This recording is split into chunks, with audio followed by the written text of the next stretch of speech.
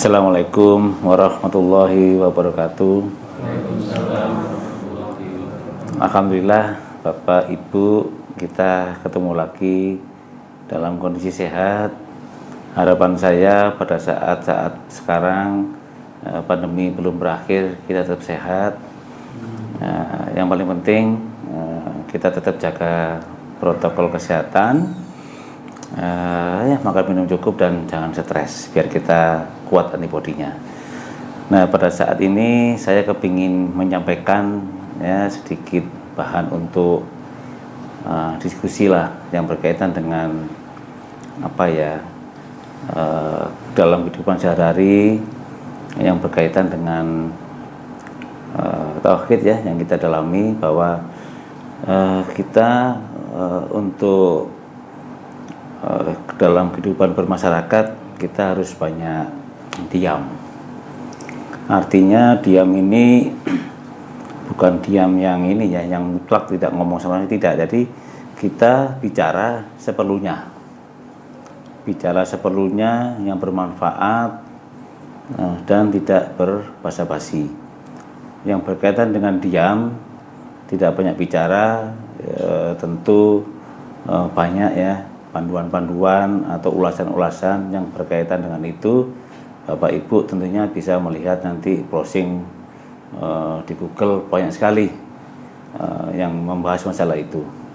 Namun saya akan membahas versi saya, pengalaman saya yang akan saya sampaikan kepada Bapak Ibu semua. Diam, jangan banyak bicara. Bicara seperlunya dan bermanfaat dan tidak berbasa-basi. Itu sangat berpengaruh kepada kita kalau kita berusaha belajar tauhid, mendalam tauhid. Karena pada saat kita bicara yang tidak perlu, atau itu energi di dalam tubuh kita itu akan keluar, akan menguras energi. Makanya usahakan bicara itu yang perlu-perlu saja, yang bermanfaat. Jadi kita tidak rugi mengeluarkan energi yang tidak ada manfaatnya, gitu kan. Ya seperlunya saja kita bicara. Dan memang ada manfaatnya dan penting. Jadi kita tidak boleh bicara-bicara yang ada manfaatnya, yang nantinya akan buang waktu sia-sia. Contohnya kita bergurau, mungkin ada manfaatnya mungkin tapi bagi saya tidak. Kenapa? Di situ nanti ada yang tersinggung, nanti membuat orang sakit hati dan bisa menjadi hubungan yang tidak baik. Itu satu. Yang kedua mungkin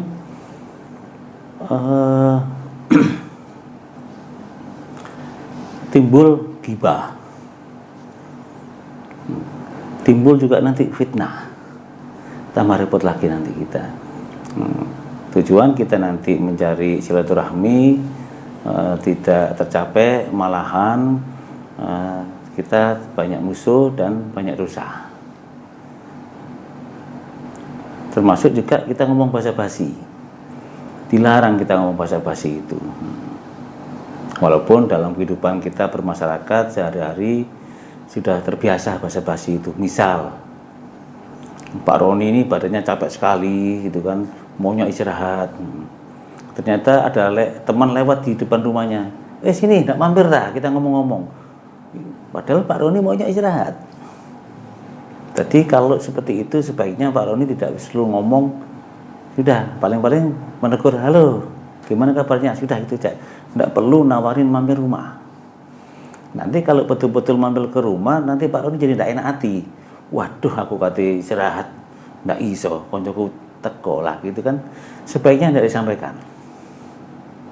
Jadi jangan basa-basi. Kalau kita tidak berkenan didatangi teman tamu, jangan nawarin. Itu basa-basi tidak boleh, gitu kan. Termasuk mungkin Pak Mis, ada orang bertamu di rumah, cuma nasinya cuma untuk Pak Mis saja atau dengan istri, ditawarin ayo kita makan. Itu jangan basi. Kalau memang ikhlas mau ngasih makan, ayo kita makan sama-sama gitu. Jangan Karena tidak enak kan nawarin. Jangan, kalau nggak usah ditawarin diem aja gitu kan. Daripada nanti nawarin itu hanya basa-basi, ternyata orang yang ditawarin memang lapar mau, repot kan nanti Pak Mis. Jadi jangan basa-basi, kita ngomong apa adanya. Kalau enggak ya enggak, iya iya gitu kan. Jadi itu tolong dijamkan, bicara seperlunya, ada manfaatnya, dan jangan basa-basi. Diam, sebaiknya diam, biar energi kita tidak hilang percuma. Pengalaman saya itu perlu Bapak Ibu mungkin kalau ada manfaatnya silakan dipakai sebagai bahan ya, untuk sebagai referensi lah. Ini karena pengalaman ya, mungkin masing-masing orang punya pengalaman yang beda-beda. Saya dulu dengan guru saya, ya kan, saya itu sampai bingung awal-awal itu. Saya itu ketemu itu diem aja, 1 jam pun jadi diem, nggak ngomong-ngomong. Saya sampai bingung. Saat bingung, satu saat saya ngomong ke teman saya yang sama-sama itu kan berkumpul. Kita kumpul kumpul ini kok nggak ada yang ngomong, diem-dieman semuanya gitu kan. Terus apa maksudnya? Lah gitu saya. Saya kan orang baru kan, tidak kasih tahu. Ya memang begitu, kita tidak boleh ngomong, nggak perlu. Gitu kan. Kita ngomong kalau ditanya, kalau enggak ya sudah kan gitu kan. Biar kita tidak kehabisan energi gitu kan. Diem aja. Dan ngomongnya pun tidak pernah keras gitu kan. Paling-paling jaraknya paling banter 5 meter, paling banter itu. Kadang-kadang 2 meter pun saya juga tidak dengar ngomong apa kan gitu. Zaman dulu saya tidak paham itu apa gitu maksudnya gitu kan. Tapi setelah saya paham dan ngerti, oh memang diam itu sangat bermanfaat. Sangat bermanfaat. Kita mengumpulkan energi. Karena energi ini kita gunakan kalau kita pada saat ibadah. Kita ibadah entah itu sholat atau ibadah yang lain itu perlu energi. Kalau kita banyak ngomong, hilang energi. Dan kita banyak ngomong, artinya kebanyakan ngomong juga akhirnya kita tidak, kalau dalam kehidupan bermasyarakat kita tidak dipercaya orang. Kalau banyak ngomong, kecuali omongan kita benar, gitu kan. Ya, sekiranya kalau omongan kita itu kurang benar, sebaiknya diam. Baru kita nyampaikan kalau yang benar dan memang ada manfaatnya. Saya baru sadar sekarang,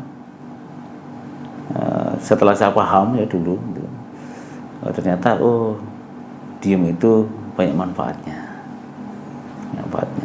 Dan itu melatih juga diam itu waktu itu kan. Saya kaget juga, saya waktu kumpul-kumpul dengan teman-teman, dan itu pas guru saya ngasih ujangan, tapi setelah itu diem, teman-teman diem semua itu setengah jam lebih. Setelah itu baru ditanya sama guru saya, apa kira-kira yang terjadi? Saya bingung, tapi saya tidak berani tanya. Setelah keluar aja ngomong, kenapa?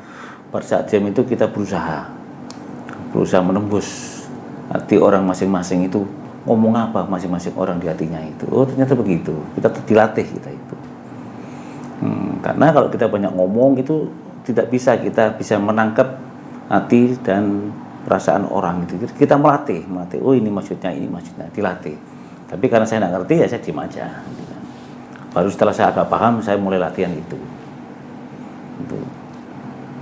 Jadi itu gambarannya, itu versi saya ya.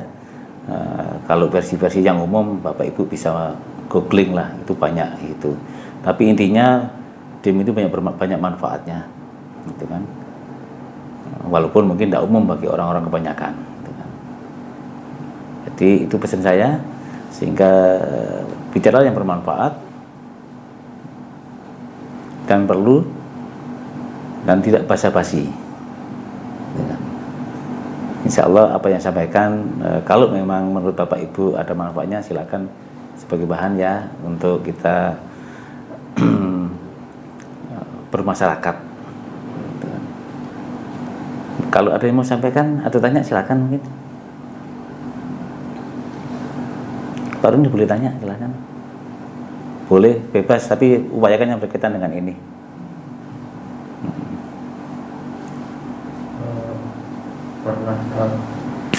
Terima kasih Pak. Buka aja biar kelihatan ya. Terima kasih Pak. Ya. Berkaitan dengan diam atau kita berkomunikasi lah dengan masyarakat atau dengan lingkungan kita. Barangkali bisa dipahami atau dibukakan pada kita semua, Pak.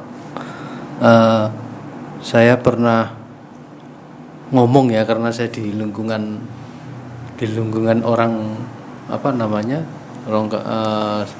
servis ya, terutama saya ngomong. Saya itu pernah, Pak, bahkan orang itu sampai waktu dulu itu pernah ke kantor.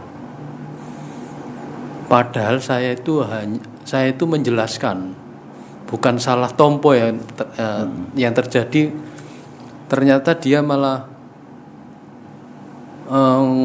ngomong ke pimpinan saya bahwasanya itu saya katanya itu, kamu kalau ngomong seperti menghipnotis orang, padahal saya nggak ada upaya seperti itu, Pak. Jadi dengan kaitan seperti itu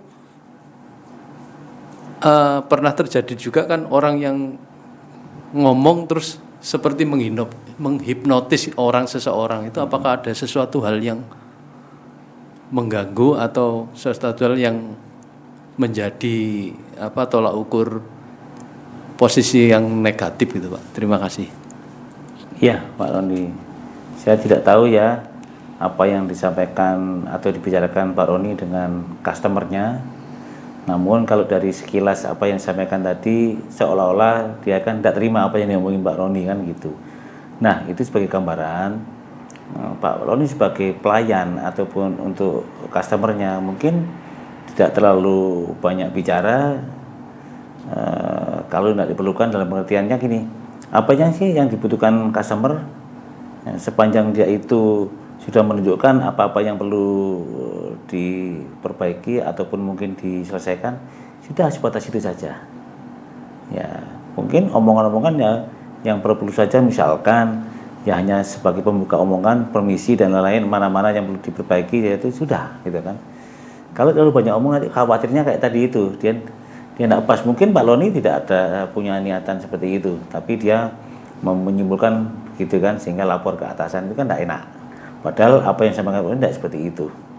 Itu gambar yang kira-kira. Jadi makanya hati-hati kalau bicara.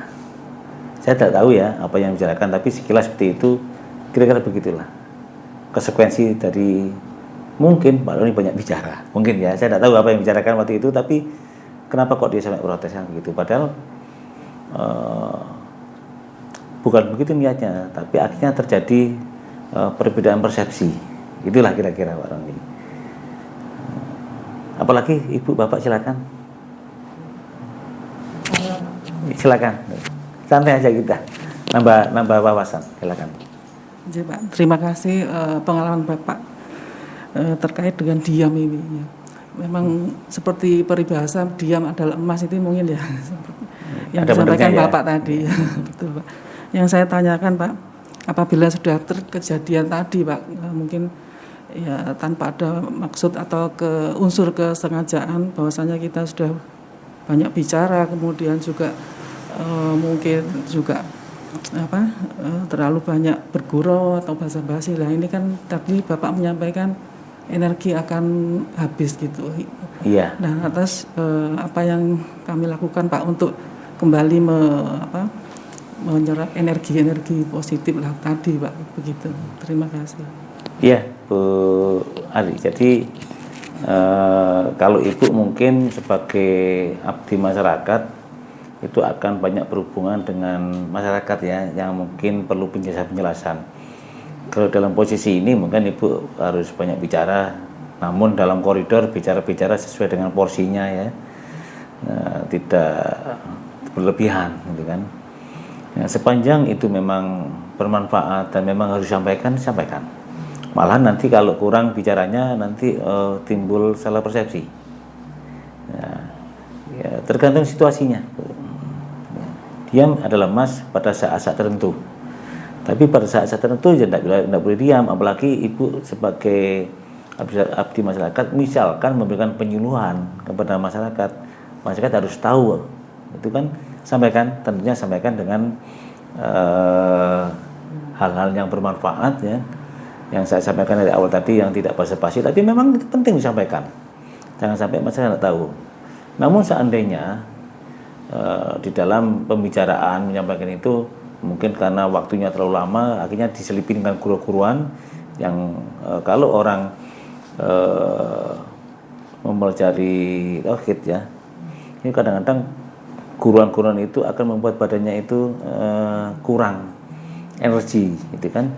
Ya, itu bisa nanti dipulihkan dengan banyak istighfar. Banyak istighfar, mohon ampun kepada Allah, insya Allah bisa normal lagi. Gitu kan. Jadi kita lihat ini ya, kasus per kasus ya Bu ya. Kapan kita bicara, kapan tidak. Itu kira-kira.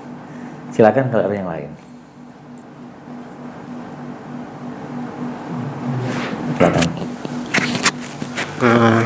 Gimana caranya ngadepin contohnya saya kalau di rumah ya, istri saya tuh banyak bicara. Kadang-kadang kalau saya diem kadang-kadang kurang nanggapin kayak gitu. Itu cara ininya gimana? Iya. Itu aja yang saya tanya. Iya. Saya tidak tahu Pak Mus apa yang terjadi di rumah ya. Iya. Mungkin kalau istri banyak ngomong, Pak Mus diem, mungkin ya jengkel juga. Mus ngomong banyak-banyak, nggak ngomongnya jengkel. Kali-kali ditanggepin lah Pak Musnya. Apalagi kalau istri ngomong tinggal tidur tambah marah itu nanti. Ya tentu dalam koridor-koridor yang proporsional Pak Mis. Kalau memang istri banyak ngomong, omongan itu perlu jawaban, perlu penjelasan, ya perlu dijelaskan. Jangan Bapak diem aja. Wah, saya harus diem ini. Ya marahlah istri Pak Mis. Padahal salah satu sisi istri itu perlu tahu, perlu jawaban. Mungkin perlu nasihat juga dari Bapak. Itu kan Bapak diem. Diem aja lah, tak ada nanti ngomong terus-terusan itu. Nggak boleh begitu. Ada kaitannya, kalau itu bermanfaat sampaikan. Namun kalau pembicaraan nanti ngomongin tetangga lah, ngomongin saudara lah, ya sudah stop aja. Tapi kalau ngomongin anak, gimana anak ini pendidikannya baik, kenapa tidak? Karena ada manfaatnya. Tapi jangan gibah aja, gibahin orang, fitnah orang kan gitu. Jadi porsinya ya. Ya kalau istri sampai jengkel itu berarti ya bagus, berarti yang salah ya Pak Mis tidak pernah tidak nanggepin omongan itu. Jadi dipilah-pilah porsinya seperti apa Pak Mis. Sepanjang itu bermanfaat, apalagi mau ngambil keputusan, misalkan ibu perlu nasihat Pak Mis untuk berbuat sesuatu atau tidak, ya Pak Mis diam ya jengkel nanti. Kira-kira begitu ya. Tolong dipahami arti diam itu. Jadi diam itu kalau kita ngomong menimbulkan gibah, fitnah, atau kalau dengar orang bisa sakit hati, jangan teruskan, tidak ada manfaatnya, habis energi kita, gitu ya. Dipilah-pilah dengan logika kita dan cara-cara aturan yang disampaikan oleh Rasulullah ya, seperti apa sih kita harus bicara, gitu kan. Ini versi saya Pak Mis. Jadi saya menyederhanakan biar gampang dimengerti saja, gitu kan. Silakan ada yang lain. Pak Ari mungkin, silakan Pak Ari. Atau Pak Ari, silakan. Iya Pak, terkait dengan diam tadi, apakah dengan kita juga diam bisa menyerap energi positif di sekitar kita juga dari orang lain begitu Pak, maksud saya? Apakah demikian? Iya, jadi begini, kita diam itu kita tenang, mengosongkan pikiran, santai. Jadi kalau kita belajar tauhid ya, nanti kan harapannya ada petunjuk dari yang gaib, dari Allah. Nanti datang nanti dari Allah.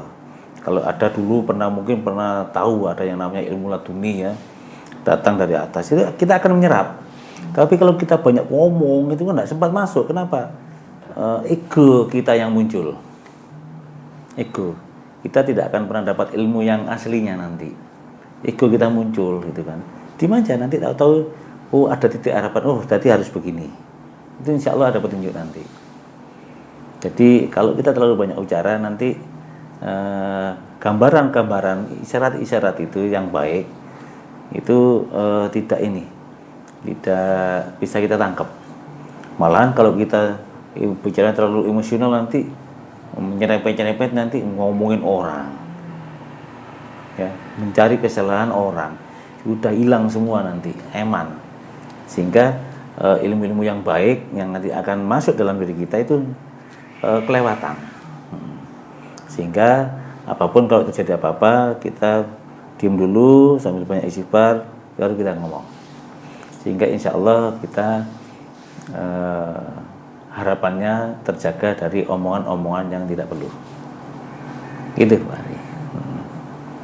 Jadi memang untuk memproteksi jangan sampai energi kita hilang habis dan kita berusaha menyerap energi-energi yang positif. Gitu kan? Positif. Jadi jangan ditutupi dengan kita terlalu banyak ngomong. Sehingga kita tidak bisa nangkep apa-apa yang terjadi di sekeliling kita. Itu gambarannya. Silakan kalau ada yang lain. Terima kasih Pak. Silakan ini pakai ini biar jelas. Menarik yang masalah bicara dari hati itu tadi Pak. Maaf, apakah itu merupakan sugesti Pak? Terima kasih. Oh tidak, jadi itu kan kita perlu latihan. Itu latihan kita kan seolah-olah memprogram dalam otak kita. Sugesti kan istilah, kan? Istilah. Tapi kita berprasangka baiknya pada Allah dengan kita tidak banyak bicara, kita dapat petunjuk-petunjuk yang sifatnya baik. Tapi kalau kita nanti terlalu ego, ngomong tok aja, nanti yang baik-baik mau masuk ini tidak bisa kita tangkap. Ya kan? Sehingga kenapa Rasulullah selalu menyampaikan bicaralah yang bermanfaat, nanti Bapak Ibu bisa googling. Banyak itu hadis-hadis dan riwayat-riwayat bagaimana kita itu disarankan tidak banyak bicara. Banyak. Saya tidak bahas itu. Nanti Bapak bisa pelajari sendiri, tapi pengalaman yang sudah saya alami begitu. Saya sama guru saya selasa paham, Hafiz jangan banyak bicara ya, gitu kan. Sebetulnya tidak begitu langsung sih ngomong. Guru saya sudah tahu sih, oh Pak sudah bagus lah, tidak banyak bicara. Saya tanya, kenapa kok begitu, Syekh, gitu kan. Ya, pada saat kita banyak bicara itu ketutup informasi-informasi yang baik-baik dari alam gaib gitu. Oh gitu. Ya memang kebetulan saya tidak banyak bicara. Jadi apapun yang kita omongkan di sini sebelumnya itu di rumah tidak tahu apa-apa. Saya tidak pernah ngomong, tidak menanyakan apa-apa, dan kebetulan juga istri saya juga pendiam, tidak pernah tanya apa-apa juga gitu kan. Jadi enak jadi gitu kan.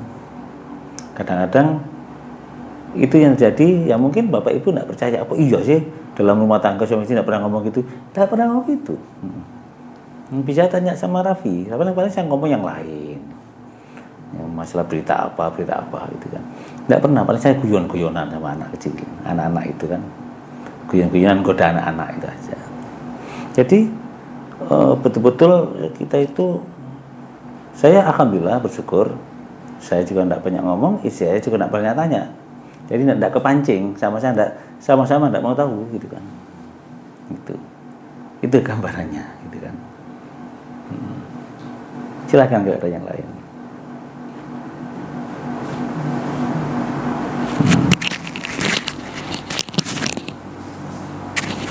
Terima kasih banyak. Ya, silakan. Ya, mohon petunjuknya sesimpel mungkin kalau kita belajar tauhid.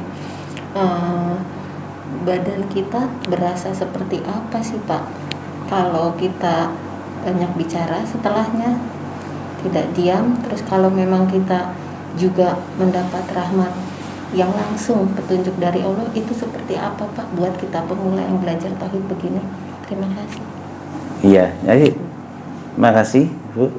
Jadi saya tidak bisa jelaskan secara detail ya, karena yang jelas kalau kita banyak bicara itu peluang-peluang iblis masuk itu gampang, gitu kan, gitu kan. Jadi terlalu kita banyak bicara itu nanti diselipin kadang-kadang di dalam kalimat-kalimat kita itu hal-hal yang tidak ada manfaatnya. Itu jadi gampang gitu kan. Kalau kita diam, dia tidak ada kesempatan untuk nyelipin kalimat atau bisikin apa-apa. Nah, gitu. Itu sih si simpelnya seperti itu. Yang simpel ya. Tapi kalau yang seperti apakah kalau kita diam ada rahmat dari Allah? Tentu itu dibuktikan oleh masing-masing pribadi-pribadi ya. Jadi, tapi memang perlu dilatih itu. Latihan memang, tidak banyak ngomong. Nanti situ sambil merenung, sambil mendekatkan diri dengan banyak-banyak istighfar ya, atau berselawat kepada Rasulullah. Nanti insya Allah dari situ nanti kalau Allah mengendaki, semua tidak terlepas dari kehendak Allah. Itu akan dapat gambaran-gambaran isyarat itu. Tapi kalau kita banyak bicara terus kapan merenungnya? Kapan kita mendekatkan dirinya pada Allah? Tadi tidak sempat. Apalagi sampai nanti menyangkut ke pribadi atau ke orang lain, itu sudah membias malah nanti timbul yang namanya ghibah, timbul yang namanya fitnah, sama-sama tidak dibenarkan dalam ajaran agama kita. Itu gambarannya. Ada lagi? Silakan. Terima kasih. Bagaimana tindakan kita, Pak? Misalnya begini, khususnya orang Jawa itu kan kadang-kadang kita tahu hal itu katakanlah benar, tapi katakanlah mau dijadikan saksi untuk sesuatu hal, tapi dia diam. Wis golek selamat ae, aku tak diam. Padahal itu kita perlu sampaikan, tapi kita takut, wis menghindar aja, kita diam. Padahal keterangan kita itu sangat dibutuhkan misalnya. Itu gimana kalau kita bertindak seperti itu, Pak? Terima kasih. Iya Pak Ari, jadi kita pilah-pilah diemnya tadi ya. Kalau yang Bapak ceritakan tadi, diem itu karena kita kebiasaan jadi orang Jawa sungkan atau mungkin ada sedikit takut menyampaikan kebenaran, ini yang salah, kita dosa begitu. Artinya apa? Diamnya kita malah membuat celaka orang, dosa kita itu dipertanggungjawabkan di hadapan Allah, gitu kan. Jadi kalau memang apa yang kita sampaikan diperlukan untuk membantu orang lain, walaupun mungkin ada yang tidak enak, ya harus kita sampaikan. Tentu dengan cara yang baik dan yang kita betul-betul ketahui ya. Kita tidak ngarang, tapi memang fakta yang kita ketahui. Jadi jangan diam kalau itu, gitu kan. Jangan terikat oleh budaya kita, kebiasaan kita, tidak boleh. Artinya kita kan menutupi kebenaran, ya kan, menutupi kebenaran, mendukung yang tidak benar. Kenapa? Diamnya kita itu akhirnya kemungkaran terjadi, kan gitu. Orang akhirnya bisa dijolimi, kan gitu. Jangan, kita dosa.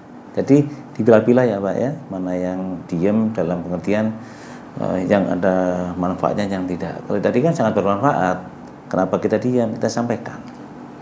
Seperti itu Pak. Mungkin cukup ya. Insya Allah kapan-kapan kita diskusi lagi. Diam ini sengaja saya bahas agak detail. Insya Allah nanti akan detail lagi kaitannya bahwa kita itu biar bisa nyimpen energi kita. Kita harus simpan energi ini kita gunakan untuk keperluan lain yang punya nilai ibadah. Jadi kita tidak membuang energi yang sia-sia dengan bicara yang tidak ada manfaatnya dan tidak penting. Dan jangan basa-basi. Kita sebagai orang Jawa kadang-kadang tidak enak berbasa-basi, tidak boleh itu. Kalau kita tidak berkenan ya diam aja, gitu kan. Semoga apa yang saya sampaikan sedikit ini juga mereview saya juga dan ada manfaatnya untuk bapak-bapak semua. Tujuannya ya kita fastabiqul khairat aja, kita berlomba-lomba untuk kebaikan. Insyaallah Allah meridhai. Begitu dari saya. Assalamualaikum warahmatullahi wabarakatuh. Waalaikumsalam.